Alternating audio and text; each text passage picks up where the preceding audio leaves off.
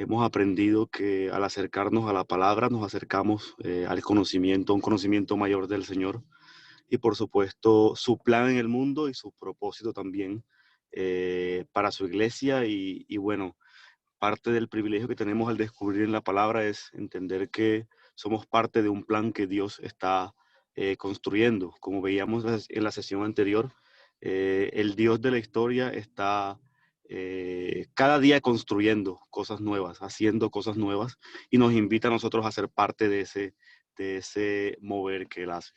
En el día de hoy tenemos un invitado muy especial, nuestro hermano, amigo, Pastor Miguel Pulido, que va a estar compartiendo con nosotros un tema muy interesante. Antes de empezar y de darle el espacio a Miguel, recuerden que pueden hacer preguntas y comentarios. Aprovechando que tenemos herramientas virtuales como Zoom, podemos hacer preguntas e ir resolviendo algunas de las inquietudes que tenemos en relación a la temática. Entonces, va a estar disponible el chat de Zoom y ustedes pueden ir enviando a lo largo de todo el espacio que Miguel va a estar compartiendo las preguntas que tengan. Y al final de la intervención de Miguel vamos a tener un buen espacio de preguntas y por supuesto dar respuesta a las inquietudes que ustedes tengan. También pueden enviarlas al siguiente número por medio de WhatsApp, aquellos que no sean tan duchos en el envío de mensajes por Zoom. El número es 301-221-9509.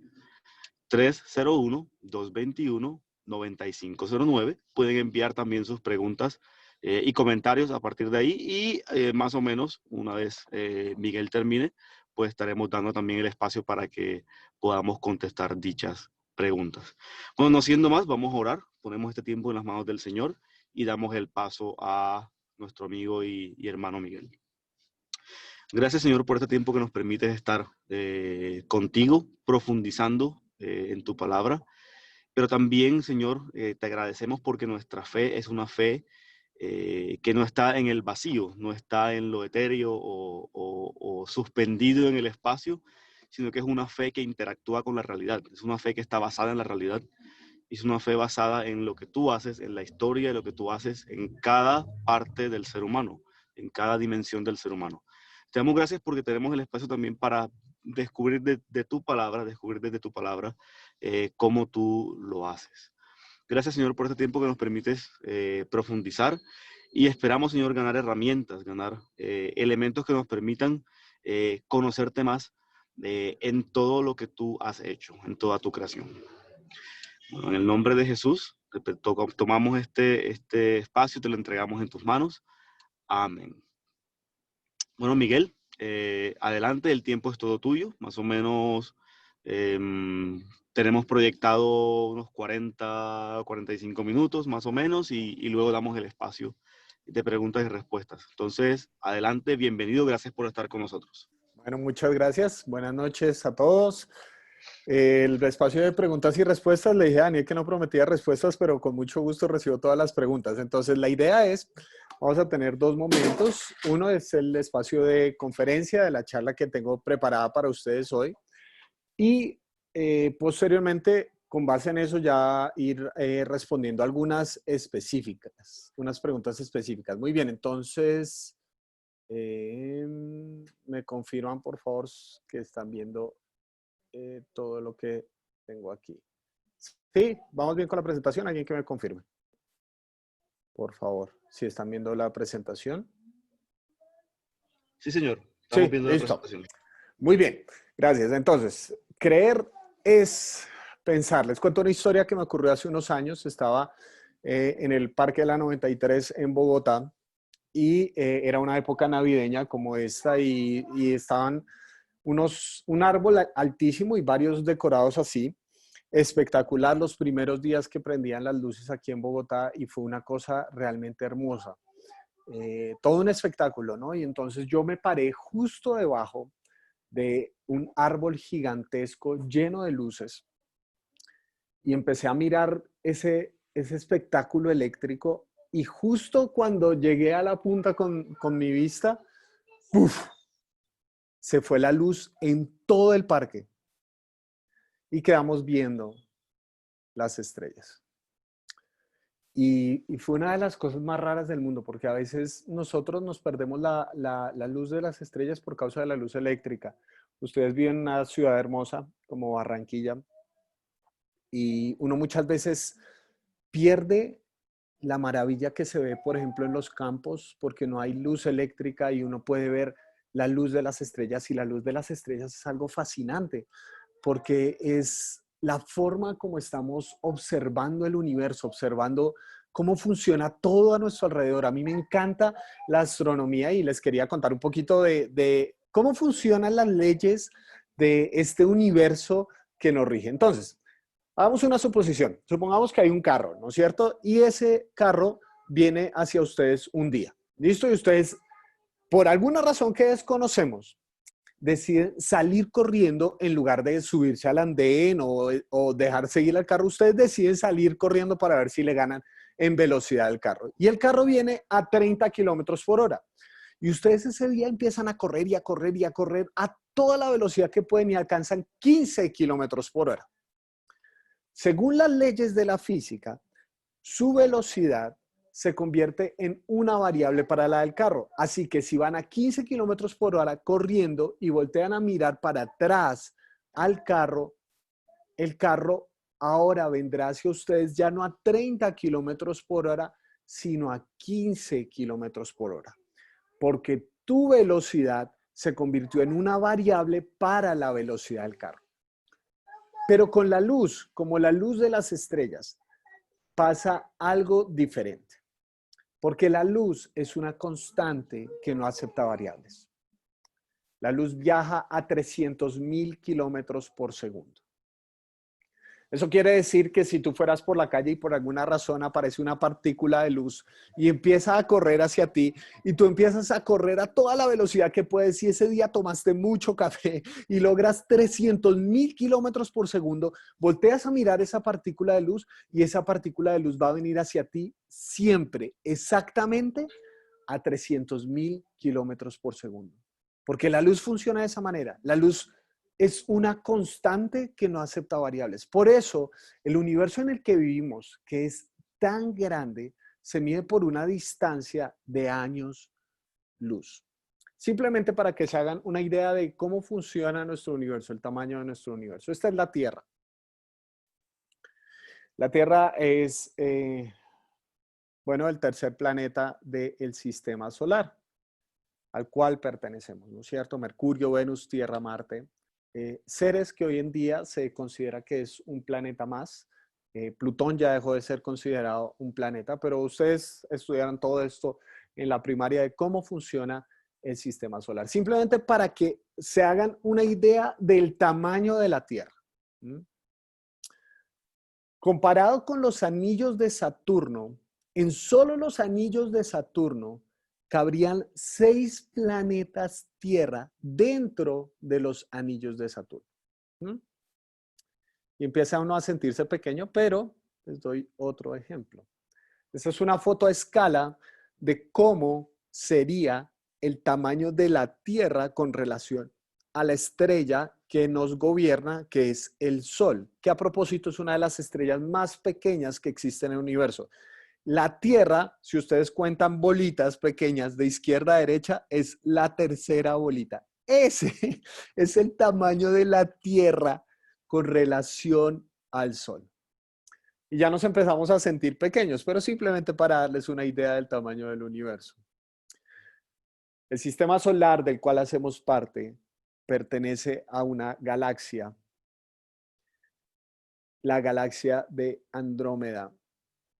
Y ese punto de ubicación que ven ahí es el sistema solar dentro de esa galaxia. Pero si queremos ir un poco más allá, nuestra galaxia pertenece a un grupo galáctico local, la Vía Láctea, de la cual hace parte nuestro sistema solar dentro de ese grupo galáctico local, es ese punto que está ahí señalado. Y el grupo galáctico local visto desde el universo observable es ese punto. Y nosotros nos creemos el ombligo del universo, ¿no es cierto? Somos una partícula dentro de una partícula dentro de una partícula. Y muy fácilmente nos creemos el centro del universo.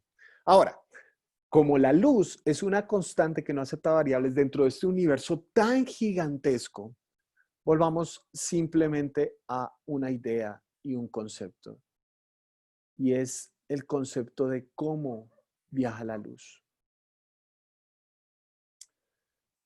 Ustedes han escuchado hablar de años luz, ¿no es cierto? ¿Qué quiere decir eso? Que si ustedes hoy tuvieran el privilegio de observar una estrella y esa estrella está a un año luz de distancia de nosotros, ustedes están viendo la luz que esa estrella emitió hace un año. La estrella más cercana que nosotros tenemos es el Sol. Y el Sol está a 8 minutos luz de distancia de nosotros. ¿Qué quiere decir? Que vemos la luz que el Sol emitió hace 8 minutos. Ahora, simplemente imaginemos algo. ¿Qué pasaría si existiera un ser que tuviera la capacidad de tener en su mano la estrella que está a un año luz de distancia, a 10 años luz de distancia de nosotros, a 100 años luz de distancia de nosotros y nuestro mundo?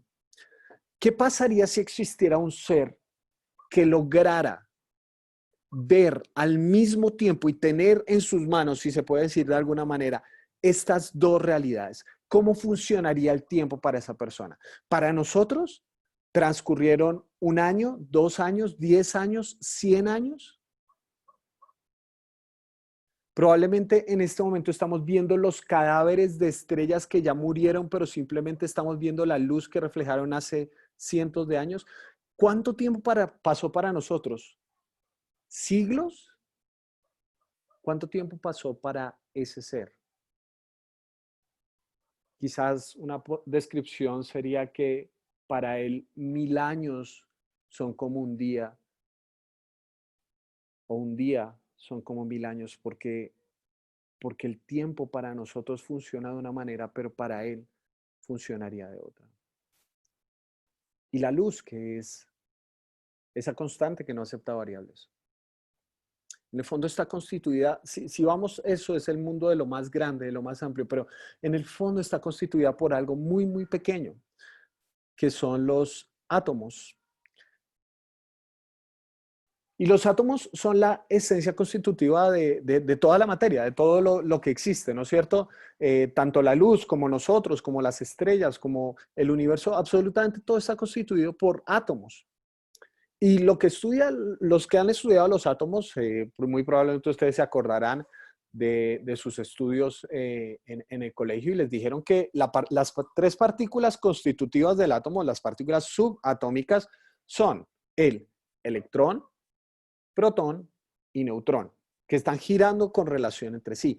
Pero los científicos cuánticos lo que han hecho es decir, bueno, ¿qué pasaría si lográramos ver dentro de esas partículas? Si lográramos dividir y dividir y dividir esas partículas. Hasta el momento se han encontrado más de 100 partículas subatómicas, dentro de las cuales tenemos mesones, gluones, bosones, quarks. Por eso cuando ustedes escuchan el concepto de física cuántica se refiere a cuanta, es paquetes de energía, porque se han encontrado partículas tan detalladas, tan pequeñas, ¿no es cierto? Que funcionan de una forma extraordinaria. Simplemente para que se hagan una idea. Estos átomos se han encontrado distintas cosas. Por ejemplo, hay un teorema que es el teorema de Bell, que consiste en lo siguiente. El teorema de Bell consiste en lo siguiente. Da la idea que se ha logrado observar partículas, ¿listo? Y se sabe que esas partículas viajan del punto A al punto B.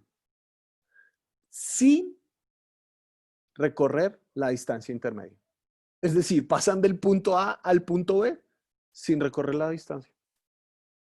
O, por ejemplo, esta teoría dice fundamentalmente que todo lo que podemos predecir del mundo subatómico es que es impredecible. Ese es el equivalente científico a decir, no sabemos, no sabemos cómo funciona la cosa. ¿Por qué?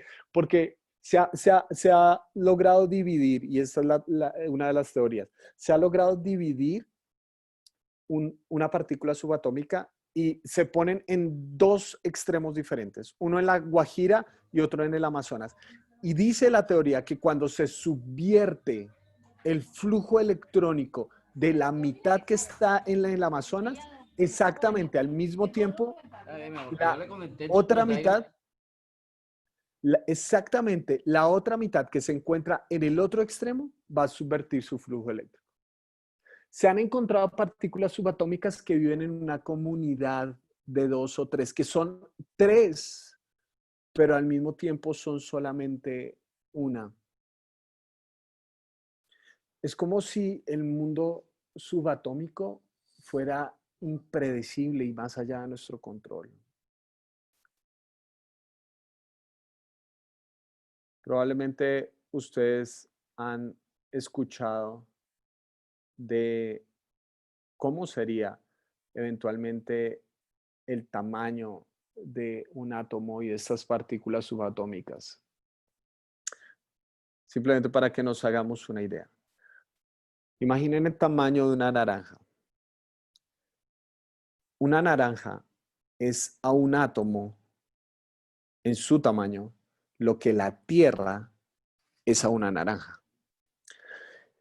Dentro de las partículas subatómicas, lo más pequeño que se han encontrado, hoy en día hablan de la teoría de las cuerdas, que son partículas sumamente minúsculas que no se pueden ver a simple vista. Para que se hagan una idea del tamaño que estamos hablando.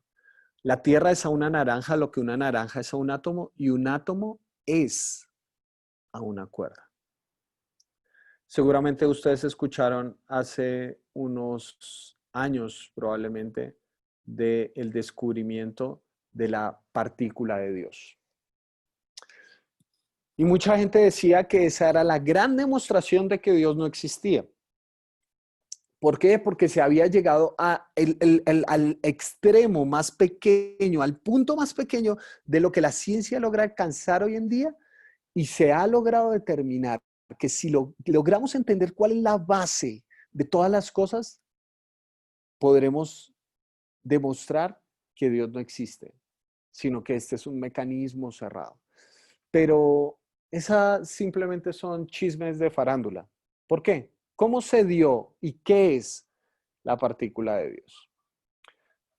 En Suiza hay una cosa que se llama un acelerador de hadrones. ¿Y qué es lo que busca el acelerador de hadrones? El acelerador de hadrones es una máquina gigantesca que lo que busca hacer es hacer colapsar dos partículas de energía. Y pongan atención lo que hacen los científicos cuánticos en ese lugar. Tan pronto como colisionan, lo que ellos tratan de hacer es ver qué ocurre, qué es lo primero que ocurre cuando esas dos partículas de energía colisionan. Y entonces, ellos vieron que una billonésima de segundo, tan pronto como colisionaron esas dos partículas, una billonésima de segundo después, se vio algo como esto, que es lo que ellos llamaron el campo de Higgs, por el científico que lo descubrió. Y la famosa partícula de Dios es esta especie de cuerda que ustedes ven ahí, que se llama el bosón de Higgs. Una partícula subatómica extraordinariamente pequeña que es lo que apareció una billonésima de segundo después. Pero hoy en día, los científicos cuánticos están diciendo, si eso apareció una billonésima de segundo después, ¿qué apareció una trillonésima de segundo después? O sea, ¿qué es lo más pequeño que hay? Hoy en día, la partícula de Dios, en última instancia, ha generado respuestas, pero me ha generado más preguntas que respuestas. Te hablé del universo y te hablé de la física cuántica. Te hablé de las estrellas y te hablé de las partículas subatómicas. ¿Y cómo entendemos todo esto? ¿Cómo entendemos todas estas preguntas que están enfrentando científicos brillantes, las mentes más brillantes, que con toda libertad están diciendo, no, no sabemos cómo funcionan las cosas? Hoy en día, los agujeros negros, por ejemplo, están generando preguntas sobre la teoría de la relatividad de Einstein. ¿Por qué? Porque parece que el tiempo aparentemente es algo que también se puede deformar en los agujeros negros. Vemos todo esto y decimos, "Hmm, qué interesante es la naturaleza, qué sorprendente es la naturaleza". Vemos a mentes brillantes y decimos, wow, extraordinario todo lo que la naturaleza puede lograr, porque ese es el mundo que tenemos. Y decimos, muchos científicos dicen, denos suficiente tiempo y vamos a lograr descifrar cómo funciona este mundo y vamos a demostrar que Dios no es necesario. Uno de ellos es Richard Dawkins, uno de los grandes ateos y más conocidos de la historia actual. Y él escribió lo siguiente en su libro En contra de Dios, el espejismo de Dios se llamaba el libro, se llama el libro. Dice así: imaginemos que estamos viendo un truco de magia realmente grandioso. El famoso dúo de prestidigitadores Penn y Teller sigue una rutina en la que parece que simultáneamente ambos disparan al otro con una pistola y parece que cada uno de ellos atrapa la bala con los dientes. Se tomaban cuidadosas precauciones para hacer las marcas de cada bala antes de colocarlas en las pistolas y todo el proceso estaba testimoniado de cerca por los voluntarios del público que tenían experiencias en armas de fuego. Aparentemente quedaba eliminada cualquier posibilidad de trucaje. La bala marcada de Teller acababa entre los dientes de Penn y la bala marcada de Penn acababa entre los de Teller. Yo, Richard Dawkins, soy completamente incapaz de pensar de qué forma podría hacer este truco. El argumento de la incredulidad personal surge desde las profundidades de mi cerebro precientífico y casi me impele a decir, debe ser un milagro, no hay explicación científica, esto debe ser sobrenatural. Pero la vocecita de mi educación científica lanza un mensaje diferente. Penn y Teller son ilusionistas de primera clase. Hay una explicación bastante buena. Simplemente es que yo soy demasiado ingenuo o demasiado poco observador o demasiado poco imaginativo para pensar cuál. Esta es la respuesta adecuada frente a un truco de magia. Y también es la respuesta correcta para los fenómenos biológicos que parecen ser irreductiblemente complejos. ¿Qué le podemos responder a Richard Dawkins? Porque esa es la teoría de muchas personas. Dicen, no, es que lo único que tenemos es esto que nosotros podemos tener con nuestras manos, mirar con nuestros ojos, este mundo y hablar de milagros, hablar de la existencia de Dios.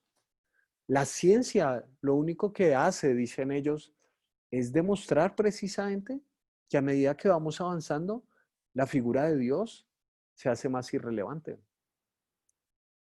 Leemos esto, ¿no es cierto? Y probablemente en muchos medios cristianos lo que se le ha dicho es a los jóvenes, no lean esto, por favor no lean esto. ¿Cómo se le ocurra tener a un pastor el libro de un ateo en su biblioteca y leerlo y citarlo en una conferencia cristiana? ¿Cómo se le ocurre?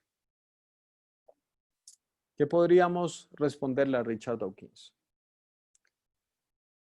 Porque creo que el problema de Dawkins está en su mismo argumento.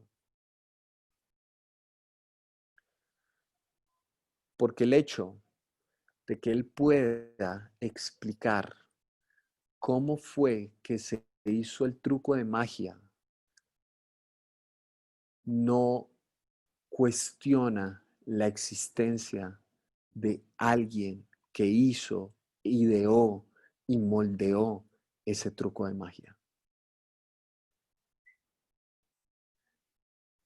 que él pueda explicar científicamente cómo Penn y Keller, estos magos, lograron hacer que una bala marcada estuviera en la boca del otro de un momento a otro, lo único que demuestra es que Penn y Keller son lo suficientemente inteligentes.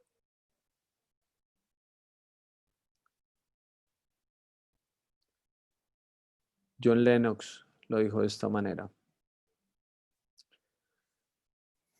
escoger entre ciencia y fe es como decirle a la gente que escoja entre Henry Ford e ingeniería mecánica. Porque el hecho de que podamos descubrir este mundo maravilloso, cómo funciona, cómo es de extraordinaria su grandeza, pero también su pequeñez, de ninguna manera puede negar la existencia de alguien que lo creó. Porque todos esos argumentos, tanto a favor como en contra,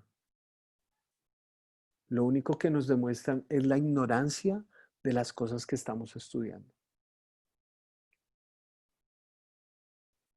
O podríamos usar también esta frase de Chesterton: es absurdo quejarse que es impensable, que un Dios impensable crease todo de la nada y luego pretender que todo se creó a través de la nada. El rey de las paradojas, le decían a Chesterton. Por una sencilla razón: la nada no existe. Si yo les digo la palabra nada, imaginen la nada, ustedes imaginaron, vamos a ver y a suponer solamente. Si yo les digo, imaginen la nada, ustedes imaginaron un espacio en negro. Ahí se imaginaron espacio, color, se imaginaron textura y se imaginaron un cuadro probablemente. Entonces se imaginaron altura y profundidad. La nada es un concepto del cual hablamos, pero un concepto que es imposible de determinar, porque la nada no existe. La nada es lo inexistente y nunca jamás lo inexistente ha logrado generar lo existente. Yo no sé por qué le tenemos tanto miedo como cristianos, lastimosamente, a la ciencia. Por muchos años fue así. Por muchos años se le prohibió a nuestros jóvenes estudiar carreras científicas, se les prohibió estudiar filosofía, se les prohibió leer ciertas cosas. Como si la ciencia fuera por un carril y la Biblia por otra cosa, la fe fuera por otro carril. Como si fueran absolutamente dos cosas opuestas y como si la fe fuera una especie de suicidio intelectual para los más débiles, para aquellos que no tenemos la mente tan brillante como para entender algunos de los postulados científicos. Y quizás hoy en día, hoy más que nunca, se ve cuánto sacrificamos en ese proceso. Ojalá hubiera sido, sea, un joven científico, brillante, cristiano, con principios absolutamente claros, que pudiera descubrir una vacuna como la del COVID. En un mundo donde hay tantas teorías de conspiración, donde la sobreinformación nos está atacando, donde leemos que el COVID es un virus inventado en un laboratorio y que tiene dejos del VIH y nos va a matar a todos. Y al mismo tiempo otros dicen que fue porque alguien se comió un murciélago, y al mismo tiempo otros dicen que es el apocalipsis que ya se va a ejecutar. En medio de este mare magnum de cosas, ojalá hubiera científicos éticos y brillantes que pudieran decir: lo que pasa es esto, esto y esto. Pero lastimosamente nosotros pensamos que nuestro trabajo era la ciencia, la fe, perdón, y dejamos la ciencia de lado por tantos años. Y pensamos por mucho tiempo que el llamado era ser pastores, ¿no es cierto? Ajá, porque el pastor sí tiene un llamado. Y jóvenes se me han acercado, jóvenes extraordinarios, y me han dicho: Miguel, yo quiero estudiar química, pero yo no tengo un llamado de Dios. ¿De verdad? Dividimos este mundo extraordinario de Dios, este mundo de física cuántica y de taxonomía biológica, este mundo hermoso creado por Dios, y lo dividimos en cosas espirituales, ¿no es cierto?, para las que nos dedicamos los pastores, y cosas no tan espirituales para las que se dedican ustedes, los que estudian las cosas menos sagradas. ¿De verdad? Se me acerca ese joven y me dice: Miguel, quiero estudiar química, pero no tengo un llamado. Y yo le digo: es que ese es tu llamado,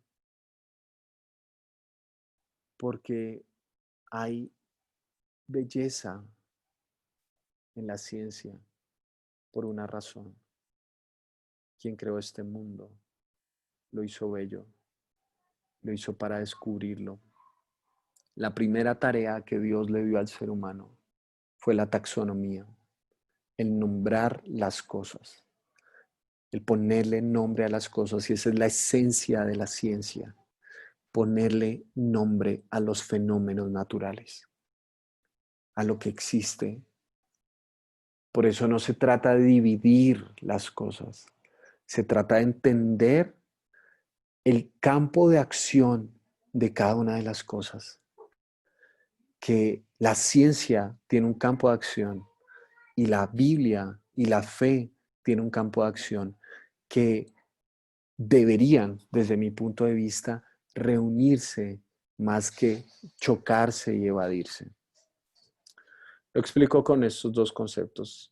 Simplemente le quisiera preguntar a alguien si me puede decir a qué horas está saliendo el sol más o menos allá en Barranquilla estos días. Es que aquí en Bogotá la cosa es un poquito diferente por el clima, pero si alguien me puede responder, puede prender su micrófono un segundo y decirme a qué horas sale el sol en Barranquilla, está saliendo esta semana. ¿Alguien me puede decir, por favor, a qué horas está saliendo el sol esta A semana? las 6:30, a las seis y A media. las 6:30 está saliendo el sol. Muchas gracias. Bueno, lo que me acabas de responder es científicamente incorrecto, porque el sol no sale en ningún momento. En ningún momento. La Tierra tiene un ejercicio que se llama ejercicio de rotación. Y nosotros rotamos sobre nuestro propio eje, y lo único que estamos haciendo es ir de cara al sol cada 24 horas. Cada 24 horas vamos de cara al sol. Y el sol no sale, pero absolutamente todos entendimos lo que quise decir. ¿Por qué? Porque el lenguaje tiene una dimensión donde podemos expresar las verdades de diferentes formas. Es lo que yo llamo verdad científica y verdad poética. En algún momento de sus escritos y de sus pronunciamientos, Shakespeare dijo que la piel de la mujer era de terciopelo. ¿Qué pasaría si un científico leyera a Shakespeare y dijera: eso que dijo Shakespeare está mal, porque está demostrado científicamente que las mujeres no tienen la piel de ese material? Diríamos que el bruto es el científico y no Shakespeare. ¿Por qué? Porque hay formas diferentes de expresar la verdad. Porque, ¿qué tal si ustedes me preguntaran por qué estoy enamorado de Laura, mi esposa? Y yo les dijera, bueno, porque ella mide 1,78, nació en Valledupar y es una mujer que tiene su constitución craneal es absolutamente simétrica, de tal manera que sus ojos están perfectamente equilibrados. Ustedes dirían: ¿qué relación tan extraña tiene este tipo con esa mujer? Pero si yo les dijera, es que yo cuando la veo siento que por fin estoy completo. No les di datos, pero ustedes entendieron que hay un nivel de profundidad que describe nuestra relación en esas palabras. Porque la verdad tiene la posibilidad de expresarse de distintas maneras.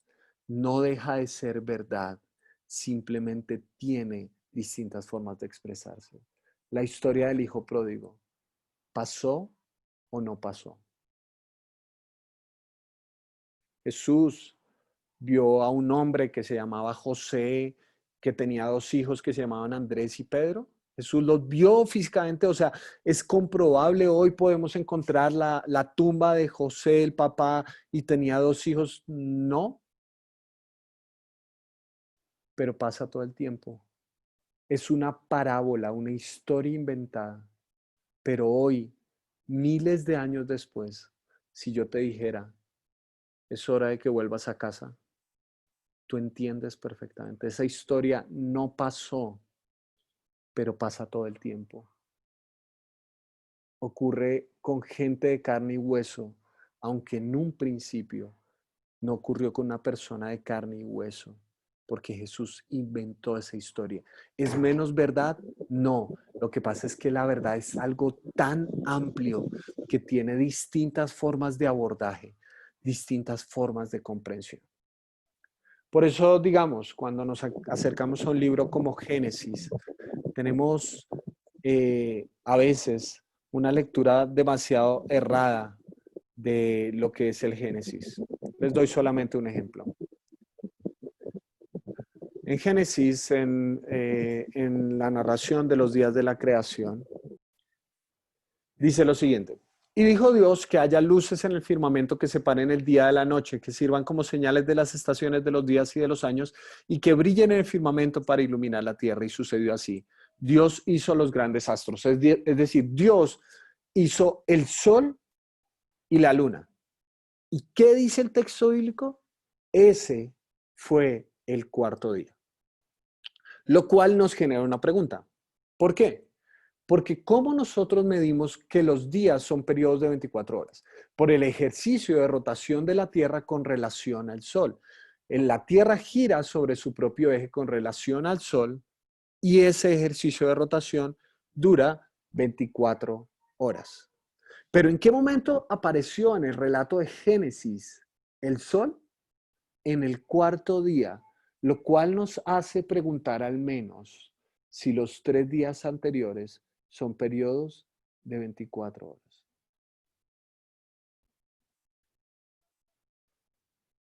Uno de los grandes problemas es que hemos pretendido que una poesía tan rica como Génesis 1 sea una especie de tratado científico. Porque Génesis, capítulo 1, donde se escribe la creación de todas las cosas, está estilizado de una forma tan extraordinaria. Son 6 días de la creación, no son 7 días porque en el séptimo día Dios descansó, Dios no creó nada. Que con solo la palabra de Dios se crean las cosas. Simplemente para que ustedes vean la belleza en la que está establecido Génesis capítulo 1. Los primeros 3 días de la creación, que es la columna que ustedes van a ver aquí, son 3 días donde fundamentalmente Dios separa. En el primer día Dios separa las tinieblas de la luz.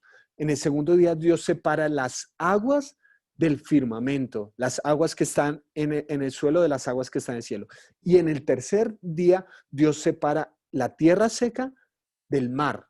Dios separa las cosas. Esos primeros 3 días el ejercicio es de separación, pero hasta el momento no hay seres creados. Simplemente se ha formado el escenario y después se describe. En el cuarto día, como leímos ahorita, Dios creó los grandes astros para llenar el firmamento.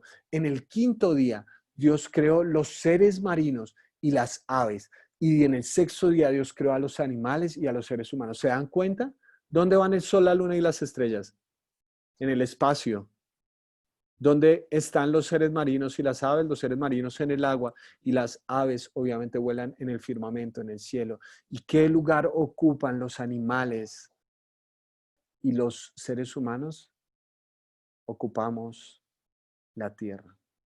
Se dan cuenta que el cuarto día corresponde con el primer día, el quinto día corresponde con el segundo día y el sexto día corresponde con el tercer día. Cuando ustedes leen eso se dan cuenta que es una poesía sumamente pensada y extraordinariamente estilizada para decirnos lo que nos dice Génesis capítulo 1, versículos 1 y 2. En el principio creó Dios los cielos y la tierra estaba desordenada y vacía, era un caos. ¿Y qué hizo Dios en el proceso creativo? Ordenar todo del caos hasta la creación del ser humano para que el ser humano administrara esta tierra. Entonces, cuando veo la gran verdad que se esconde en la Biblia y la gran verdad que se esconde en la ciencia. Yo no le tengo miedo a la ciencia, porque yo creo en un Dios que creó todas las cosas. Y si nos llamó a ser administradores de este mundo, la ciencia es parte de la administración de este mundo. El salmista decía, los cielos cuentan la gloria de Dios, el firmamento proclama la obra de sus manos. Soy un amateur, como se pudieron dar cuenta, en esto de la ciencia. No sé absolutamente nada de astronomía o de física cuántica, simplemente soy una especie de dummy que está aprendiendo. Pero cuando leo de la ciencia, yo creo que esta tierra es testimonio de un creador. Por eso no le tengo miedo a la ciencia, sino que me gusta aprenderla, porque yo creo que los cielos cuentan la gloria de Dios. Yo creo que el firmamento proclama la obra de sus manos. Yo no creo que la fe sea un suicidio intelectual. Yo no creo que la fe sea una forma de matar la razón, sino que la razón me ayuda a entender mejor este mundo. La razón es un regalo de Dios. Y lo que puedo encontrar cada vez que leo, cada vez que estudio, cada vez que encuentro este universo extraordinario, algún detalle más, puedo decir, aquí está la firma de mi Dios. Me siento como alguien que está viendo un cuadro extraordinario. Y sería una estupidez decir, qué bonita coincidencia que apareció este cuadro tan bien pintado absolutamente de la nada. Y más bien miro este cuadro y digo, aquí hay la firma de alguien más. Por eso decía Blaise Pascal, que poca ciencia aleja de Dios, pero mucha ciencia acerca a Dios. Francis Collins, un cristiano, el que logró descifrar el genoma humano, dice que en el genoma humano él encuentra la firma de Dios. Por eso mi invitación fundamentalmente es esta. Dios te dio tu cerebro. Usarlo es una forma de adoración. Espero no haberlos perdido durante todo este tiempo con mis locuras para tratarles de mostrar este mundo científico extraordinario. No soy científico, soy teólogo. Y yo creo que usar nuestro cerebro es una forma de adoración. Pensar, ir más allá, discutir con filósofos, discutir con científicos, porque no significa que no pensamos. Significa que al pensar no vamos a negar a Dios, sino que estamos profundizando en quién es Él. Porque si Dios te dio tu cerebro, usarlo es una forma de adoración. Yo no creo que creer sea un suicidio intelectual. Yo creo que creer es pensar. Así que esas eran mis ideas para hoy compartirles. Un abrebocas, estoy absolutamente seguro. Esto es simplemente una introducción a lo que yo veo como una relación entre la fe y la ciencia. Y, y seguramente hay muchas cosas más por aterrizar, seguramente hay miles de temas que no toqué.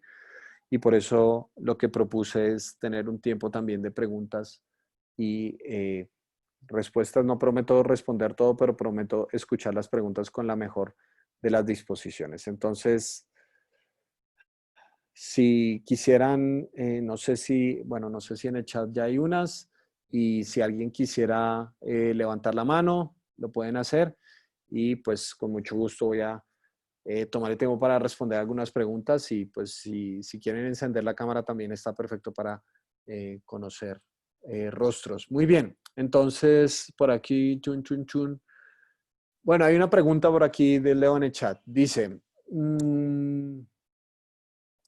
¿Cómo superar la inseguridad al leer escritos o escuchar a personas que no comparten nuestra fe? Es en una discusión cómo manejar los desacuerdos en temas doctrinales. Bueno, hay evidentemente dos preguntas. Primero, es que para perderle el miedo a escuchar a personas que no comparten nuestra fe, pues tenemos que escucharlas, tenemos que leerlas. Les acabo de mostrar un extracto pequeñito del libro de Richard Dawkins del espejismo de Dios. Pero ¿qué hice? Pues me tocó leerlo, me tocó leerlo, leer el libro. No, no le teman a eso. Es que parte del problema es que no sabemos a qué nos enfrentamos, ¿sí? Es como el monstruo del closet. A ustedes todos pensamos cuando niños que había un monstruo en el closet. ¿Cómo le perdimos el miedo?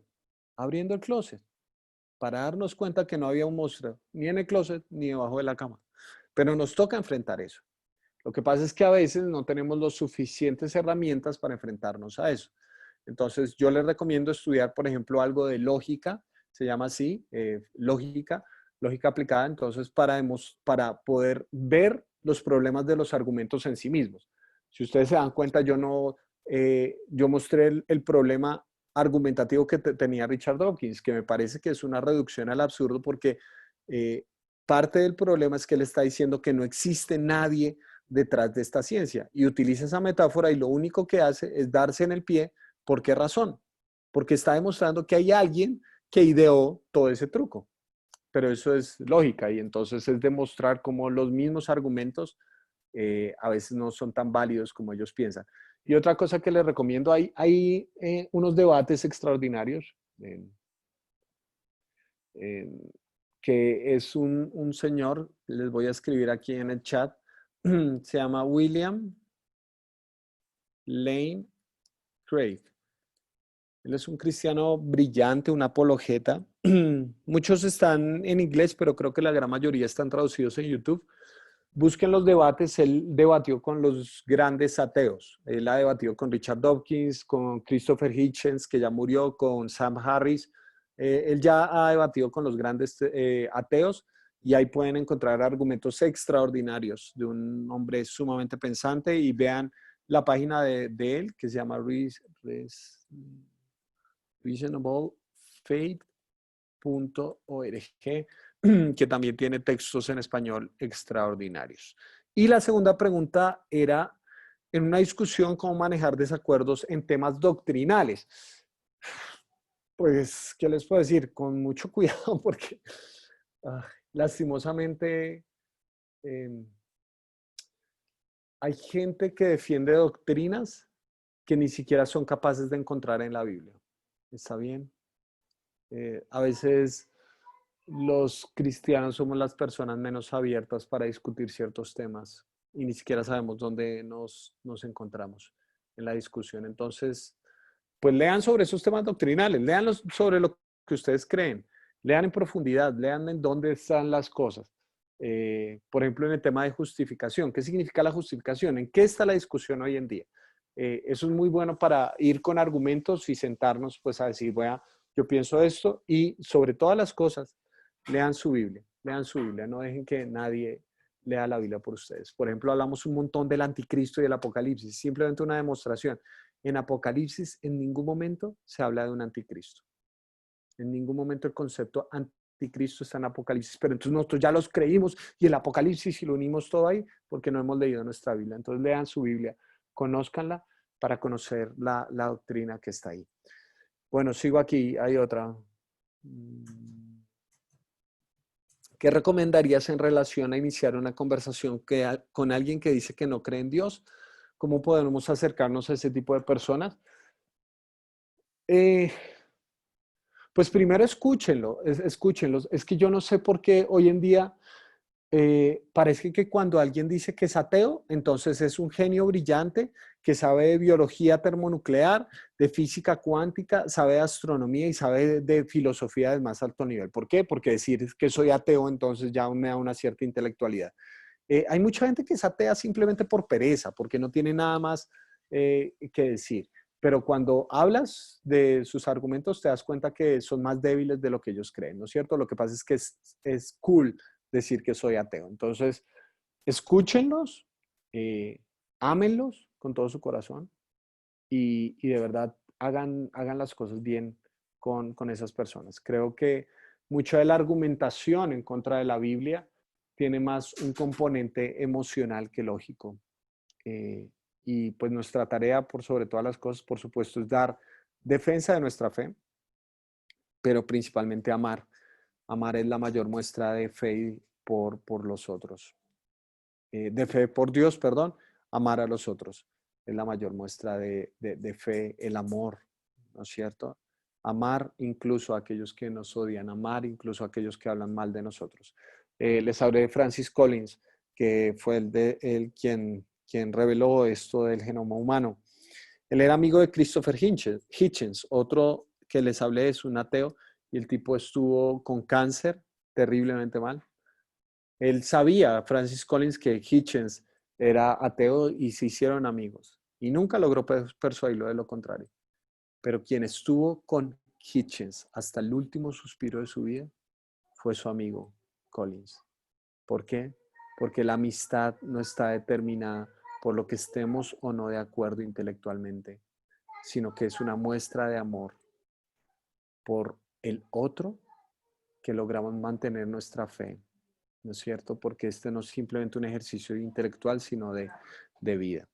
Otra pregunta, ¿los hechos no sobrenaturales de la Biblia pueden ser explicados científicamente o debemos simplemente aplicar la fe? Eh,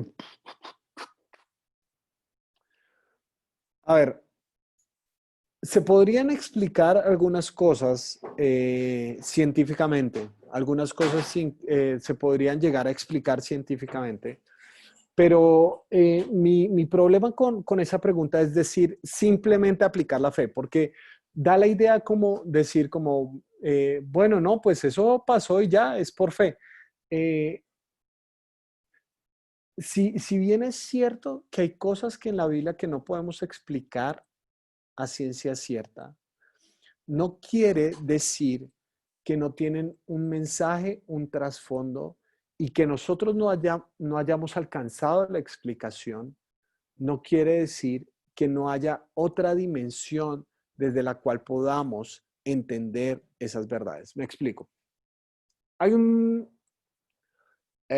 hablando de milagros, por ejemplo, hay un milagro muy llamativo en el Evangelio de Juan específicamente. Es la sexta señal, donde se dice que hubo un hombre que era ciego y Jesús escupió en el piso, hizo barro, se lo echó en los ojos y después el hombre pudo ver. Y entonces uno dice, ¿qué significa eso? Y la gran mayoría de predicaciones en las que he estado hablando de eso dice, Dios hace cosas de formas inexplicables. Vale, súper chévere, bacanísimo, qué nota. Pero cuando vemos todo el Evangelio de Juan comienza con una frase. En el principio era el verbo. ¿Y eso con qué nos conecta? Tú que has leído la Biblia te vas a Génesis, porque en Génesis comienza en el principio creó Dios. Entonces Juan está relacionando su libro con el Génesis. ¿Y qué pasó en el sexto día de la creación? Dios creó al ser humano. ¿Y de dónde lo formó? Del polvo de la tierra. ¿Y dónde escupió Jesús para hacer barro? En la tierra. Entonces te das cuenta que la descripción de los milagros tiene un componente adicional, más allá de simplemente decir, no, es que no los podemos explicar. Tiene un componente adicional que en última instancia nos muestra quién es Jesús. Entonces, esa es mi respuesta. No sé si respondí la pregunta, pero ahí va esa era mi idea. Buenas noches, dice aquí Marta Liliana. ¿Cómo le respondes a personas que dicen que debe haber vida en otros planetas basado en todo lo que explicabas al principio con respecto al tamaño de la Tierra versus el universo? Eh, pues la respuesta fundamental es que una de las cosas que yo tengo el problema de esto es que nosotros a veces tenemos una fe demasiado pequeña. No sé si hay vida en otros planetas, pero si existiera vida en otros planetas, eso no de ninguna manera haría más pequeña mi fe. sino las haría mucho más grandes. Y les doy la explicación por qué. Juan capítulo 3, versículo 16 dice, de tal manera amó Dios al mundo que dio a su Hijo unigénito. La palabra que nosotros traducimos como mundo, ¿saben cuál es en el griego? Es la palabra cosmos. De tal manera amó Dios al cosmos que dio a su Hijo unigénito. Así que creo que la obra de Cristo tiene dimensiones cósmicas y de una u otra manera afecta a toda la creación, no solamente a nosotros, que en última instancia no somos el ombligo del universo. Entonces, pues algunas personas dicen, ¿se va a encontrar vida en otros planetas y la fe cristiana se va a caer? Pues la fe cristiana no se va a caer, al contrario, va a ser más grande. Y tendríamos que hacer otro tipo de preguntas si llegase a encontrarse eso, pero de ninguna manera mi fe está limitada al hecho de que se pueda encontrar vida o no en otros planetas. No estoy afirmándola, tampoco estoy negándola, simplemente estoy diciendo, no tengo ni idea. Pero mi fe no está supeditada a eso y ya les acabo de dar un versículo para explicar eso. Dice otra pregunta. Bueno, creo que hasta ahí van las preguntas en el chat. No sé si haya alguien más que tenga otras preguntas. Si me quieren ayudar, si quieren levantar la mano, prender el micrófono y dar algunas preguntas respecto a este tema de ciencia y fe. Con mucho gusto estoy para contestarlas.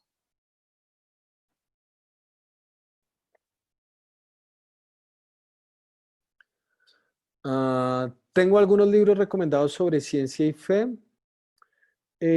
Sí. Bueno, hay un libro que le recomiendo, que no lo escribió un científico, sino un pastor. Se llama En defensa de Dios. Ahí se los estoy mandando por chat.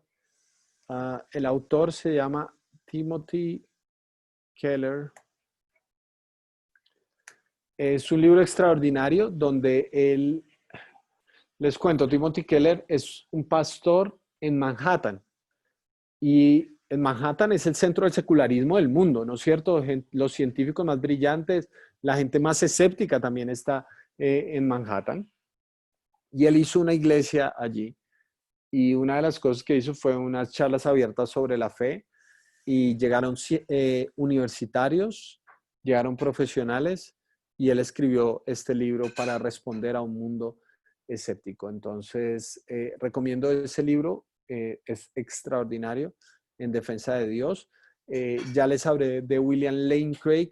Otra persona extraordinaria es John Lennox, que lo cité en mi exposición. Pueden leer de John Lennox. Bueno, él escribió, y creo que es gratuito, ahorita del coronavirus, como ¿Dónde está Dios en el coronavirus? O algo así por el estilo. Pueden buscar ese libro, es muy, muy bueno. Y él es matemático de la Universidad de Oxford y es un tipo brillante. Entonces, pueden buscar de John Lennox también. Es una persona que recomiendo altamente. Y pues les animo a leer de ciencia. O sea, yo no sé mucho, como se pudieron dar cuenta, pero lo que trato de hacer es leer de todo un poco, ¿no es cierto? Leer cómo funciona el universo, leer de física. Hay libros extraordinarios que se llaman La física, el universo cuántico, que es extraordinario, es sorprendente. Entonces, les recomiendo esos autores si quieren leerlos, son muy, muy buenos. Tanto sus libros como sus videos y lo que se puede encontrar hoy en día en YouTube, que es extraordinario. Y pues es un libro clásico en términos de argumentos y demás, que se llama Mero Cristianismo, algunos lo trabajaron como Cristianismo y nada más, de C.S. Lewis, que fue pues el autor de las Crónicas de Narnia, pero un gran apologeta. Y a propósito del tema del libro de los milagros, que alguien me preguntó por allá arriba, está un libro de C.S. Lewis que se llama así, Los Milagros, o Milagros, según la traducción. Es un libro también extraordinario donde da desde un punto de vista racional cómo se podría entender la fe y cómo se podrían entender específicamente los milagros y todas esas cosas que rápidamente decimos como inexplicables, pero que nos damos cuenta que muchas veces son simplemente ejercicios filosóficos que no tienen más de fondo. Muy bien.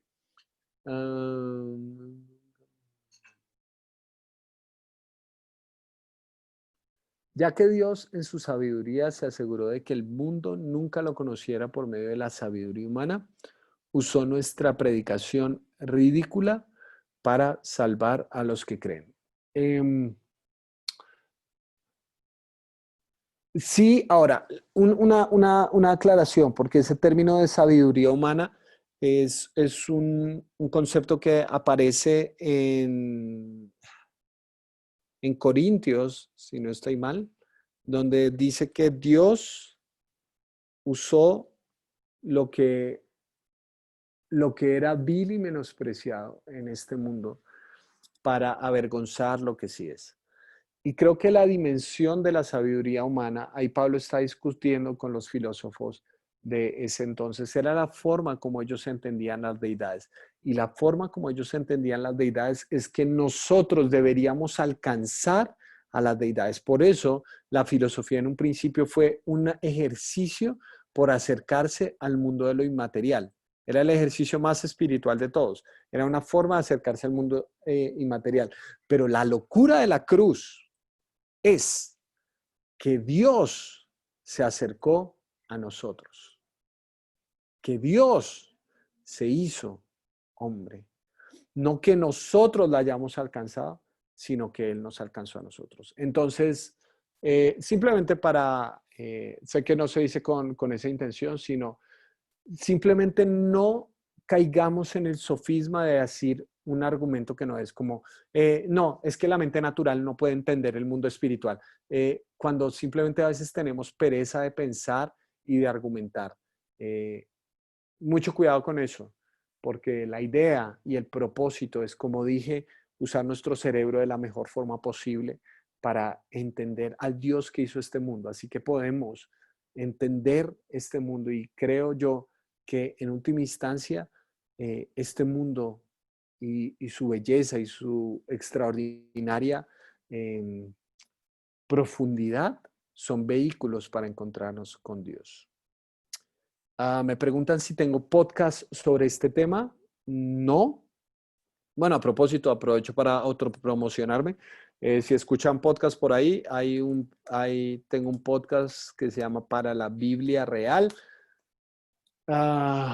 No, hasta el momento sabes que no he hecho un episodio sobre eso, pero bueno, queda en el tintero para hacerlo. Sí, sí, estoy pensando, sí, de hecho es que ya llevo como 70 episodios del podcast, entonces no me acuerdo de todos, pero, pero no, hasta el momento creo que no tengo. Sin embargo, échale una mirada de pronto si en iVoox.com, que se pueden ver los anteriores, en iVoox.com, mira a ver si de pronto encuentras alguno. Yo hice bueno, de pronto al puro principio, ahí hice una serie sobre Levítico 19 y ahí hablé de ciencia responsable. Puede ser que te ayude de alguna otra manera, pero eso se encuentran solo en iVoox porque en Spotify, Deezer y todas esas plataformas de podcast solo encuentran los 20 más recientes. ¿Listo? Para ir a los primeros, tienen que ir a iVoox.com si quieren escucharlos. Entonces, pues igual gracias por la pregunta, pero de todas formas lo tengo presente para algún episodio del podcast en el futuro. ¿Alguien más tiene alguna otra pregunta, comentario, idea? Arrojadas de piedras, no entendimos nada. ¿Cómo nos fue? Cuénteme, por favor.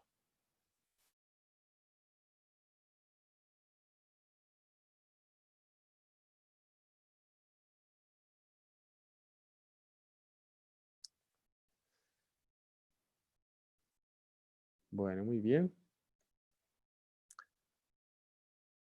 No sé si estuvo muy chévere. Muchas gracias. Muchas gracias, Marta Liliana. Eh,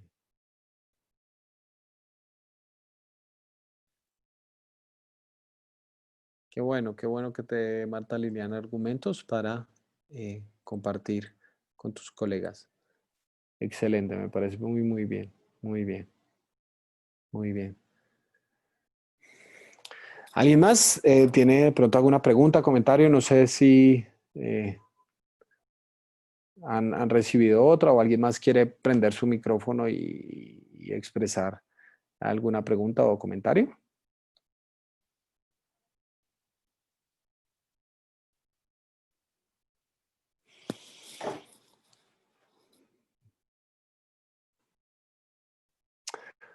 Uy, ¿conoces autores que hayan relacionado el Big Bang con la Biblia?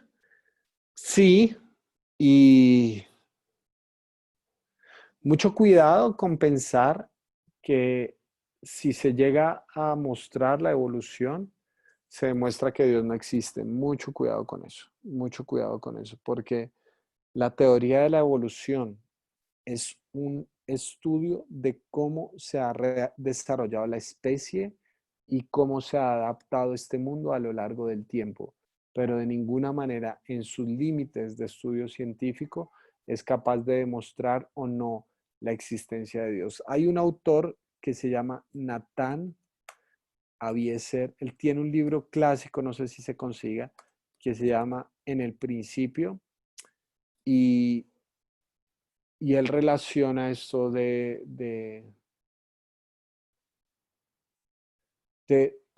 porque él hace esta pregunta, y es, ¿cómo hubo luz si no existía el sol en un principio? Porque dice que Dios separó las tinieblas de la luz en el día uno, pero el sol aparece hasta el cuarto día. ¿Cómo hubo luz?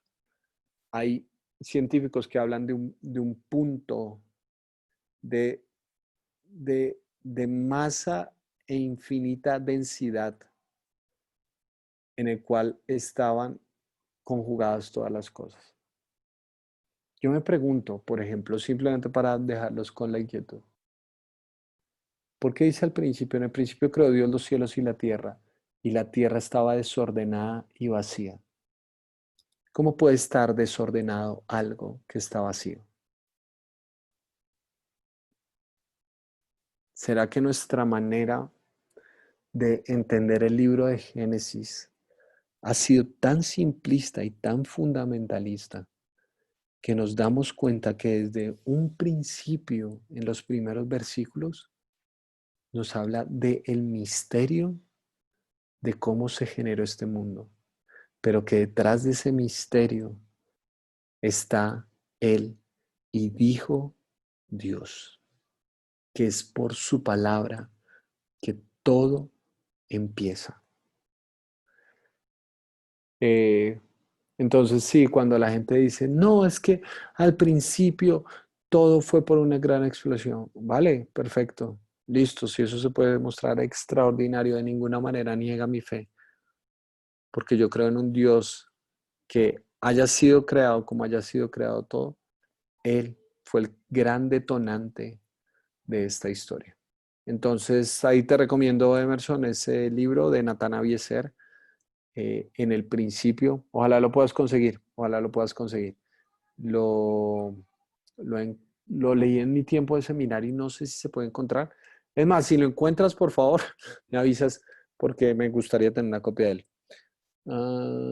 Y una persona de pocos recursos intelectuales y poco acceso a esos textos o al conocimiento y método científico, ¿cómo puede hacer defensa de su fe ante los científicos?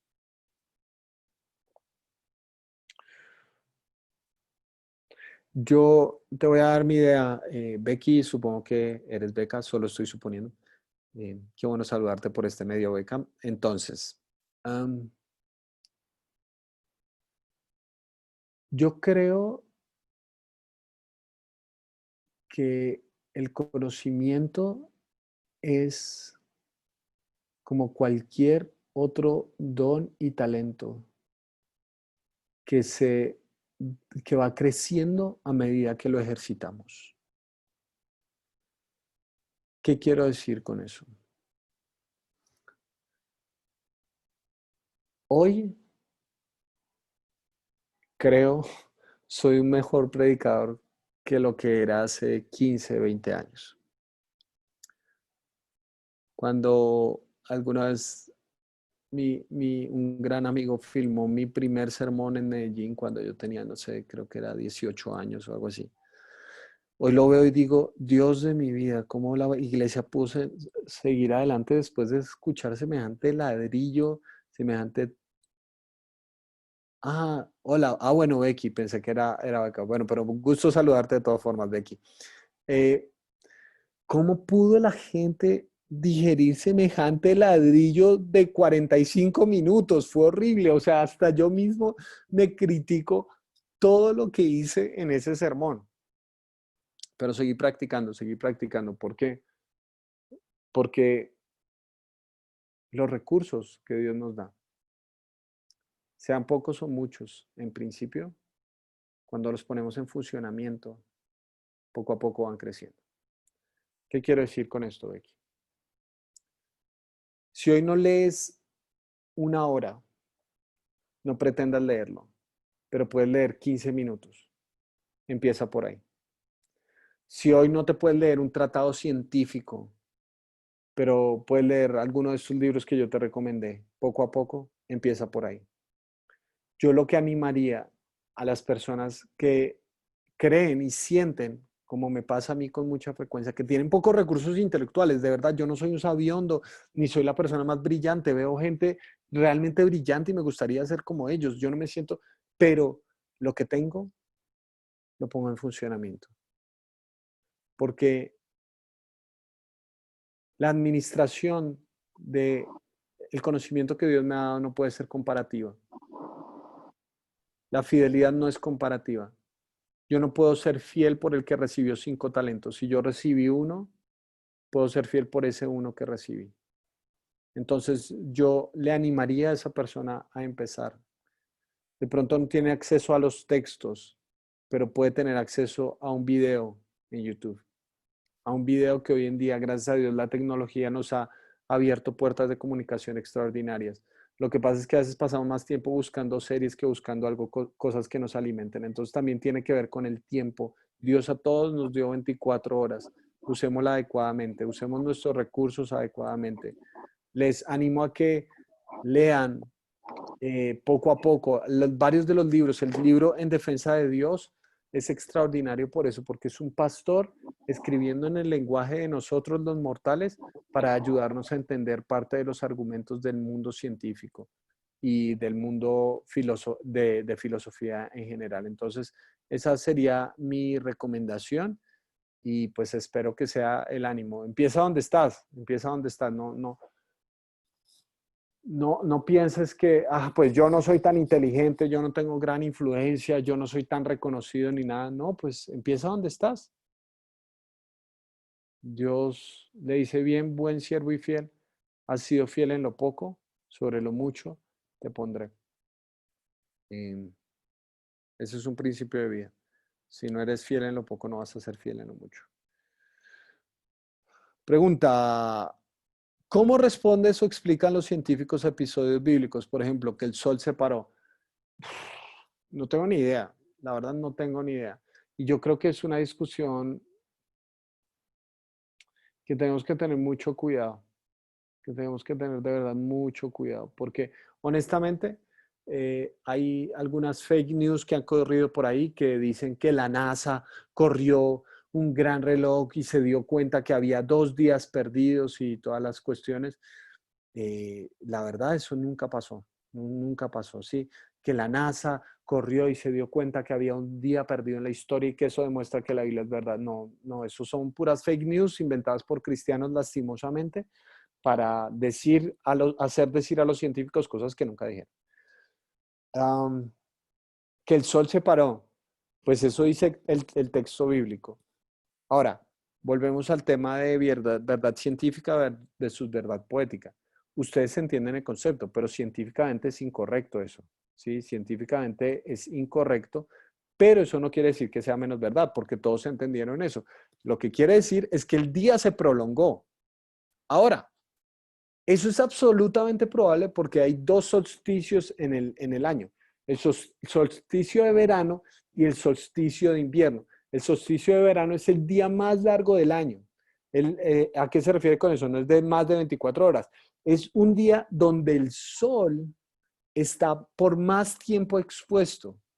Y el solsticio de invierno es el día más corto del año. Es el día donde menos sol hay. Ahorita en diciembre va a ser el solsticio de invierno. Entonces, es absolutamente probable, desde mi punto de vista, que si se dio en el solsticio de verano, lo que haya ocurrido es que el sol, y esa sería la explicación científica desde mi punto de vista, pero nunca la he leído, que el sol haya durado más tiempo expuesto, si se quiere llamar de alguna manera, porque se dio en un momento específico y crucial de la historia. Entonces, el hecho de que podamos explicar, es que lo que ellos pasaban y eran tan primitivos y todo eso, pero ¿por qué pasó en ese día precisamente y en ese momento? Desde mi punto de vista, creo yo, ese es el mayor de los milagros. Ahí está. Esa es mi idea.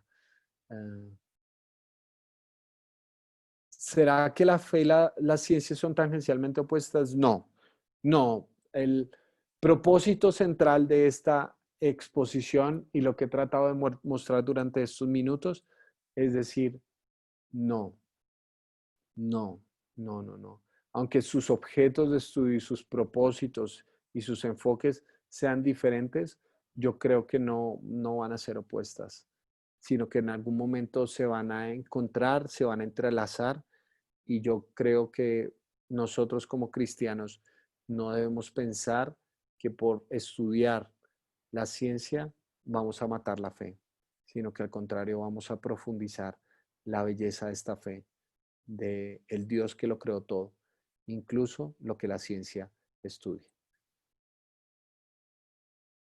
No sé, Dani, si hay alguna otra pregunta más o más comentarios, si tenemos algunos minutos más, me dirán ustedes.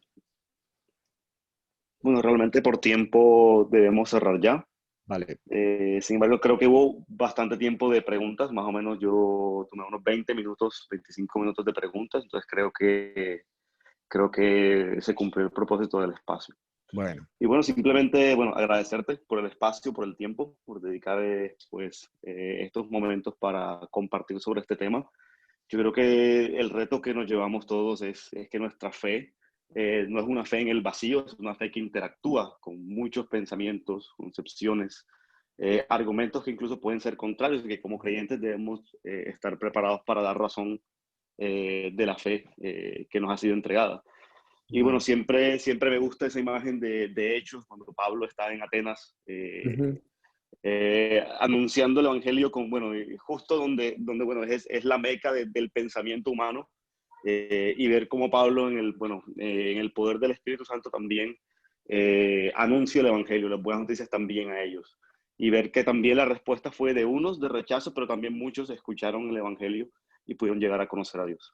Entonces, creo que es un tema muy interesante y nos llevamos el reto de pensar, de salir del confort que a veces puede darnos el hecho, como tú decías, de decir, bueno, porque tengo fe, entonces eso de algún modo, bueno, no tengo que hacer más nada, simplemente, bueno, digo fe, como si fuera algo mágico, y no ejercitamos la fe, no ejercitamos la razón que Dios nos ha dado también. Entonces, Sí, muchas sí. gracias por ese enfoque. Bueno, bueno, Y Dani. bueno, entonces, Bueno, ahí les gracias por este dejo, rato. Dani, ahí les dejo, si quieren seguir, pues sé que varios, gracias, amigos y todo eso, ahí pueden leer en la página, tengo una página web, pulidomiguel.co, de vez en cuando, bueno, trato de cada semana subir algo y pues ahorita sé que a varios los tengo en redes sociales y todo eso, si quieren, ahí está el Instagram. @pulidomiguel1 para que pues también estemos en contacto por ahí. Y les insisto, el podcast, que ahorita estoy trabajando bastante en él, si quieren escucharlo también, algunos de mis pensamientos, pueden buscarlo en cualquier plataforma de audio para la Biblia Real. Y bueno, pues espero que haya sido de ayuda esta charla. Pues en sección autopromocional también pueden descargar mi más reciente libro que se llama Corazón en Cuarentena. Es un libro 100% digital. Ahí en la página web pulidomiguel.co en la sección libros lo pueden descargar. Es un libro gratuito con aporte voluntario si desean hacerlo. Si no, tranquilos, pueden igual leer el libro y espero que sea de ayuda. Entonces, pues ahí están esas redes sociales y gracias a Dios por la tecnología que de todas formas podemos estar en contacto por los distintos medios. Bueno, entonces, pues qué chévere. Muchas gracias por la invitación, Dani. Gracias por este espacio. Saben que aprecio montones a la comunidad Paz y estoy muy agradecido que crean en mi ministerio, crean en lo que hago y estoy muy feliz de poder ser de ayuda y de bendición en estos espacios. Gracias, Miguel, por tu participación. Ya saben que este evento fue grabado. Pueden encontrarlo también en el canal de YouTube de la Iglesia, Comunidad Paz. Pueden compartirlo con sus familiares o con cualquier persona que crean que pueda estar interesada. Bueno, nos vemos entonces el sábado con nuestra siguiente sesión. Hasta entonces, bueno, que la pasen bien, que tengan buena noche. Dios los bendiga.